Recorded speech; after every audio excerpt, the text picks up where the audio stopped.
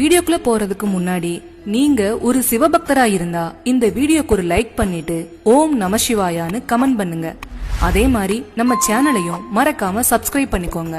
ரெண்டு பேருக்கும் இடையில கடுமையான வாக்குவாதம் நடந்துட்டு இருந்த சமயம் அவங்களுக்கு எதிரில பிரம்மாண்டமான ஒளி வீசும் லிங்க வடிவம் ஒண்ணு தோன்றுது. அக்னி சொரூபமா இருந்த அந்த ஜோதி வடிவத்துல இந்த அண்டத்துக்கே பரம்பொருளா இருக்கக்கூடிய மகா சக்தியை உணர்ற திருமாலும் பிரம்மாவும் தங்களை அறியாமலே கைகூப்பி வணங்குறாங்க. அவங்க ரெண்டு பேரையும் விட அதிக சக்தி படைச்ச மிக பெரிய சக்தி தான் நம்ம முன்ன தோன்றிருக்குங்கிறத அவங்க உணர்ந்துடுறாங்க. உடனே ரெண்டு பேரும் அவங்க பிரச்சனைய அந்த சக்தி வாய்ந்த பரம்பொருளான லிங்கத்திடம் முறையிடுறாங்க. ஜோதி ரூபமான பரம்பொருளே, நீதான் எங்களுக்கு சரியான தீர்ப்ப சொல்லணும். எங்க ரெண்டு பேர்ல அதிக சக்தி உள்ளவங்க யாருங்கிறதுல எங்களுக்குள்ள வாக்குவாதம் வந்துடுச்சு. நீதான் எங்களுக்கு சரியான தீர்ப்ப சொல்லணும்னு அந்த ஜோதிலிங்கத்துக்கிட்ட வேண்டுகோள் வைக்கிறாங்க.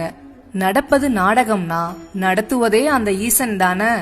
அவரே அவங்களுக்கு ஒரு போட்டிய வைக்கிறாரு. என்னோட அடிமுடிய தேடி நீங்க போங்க.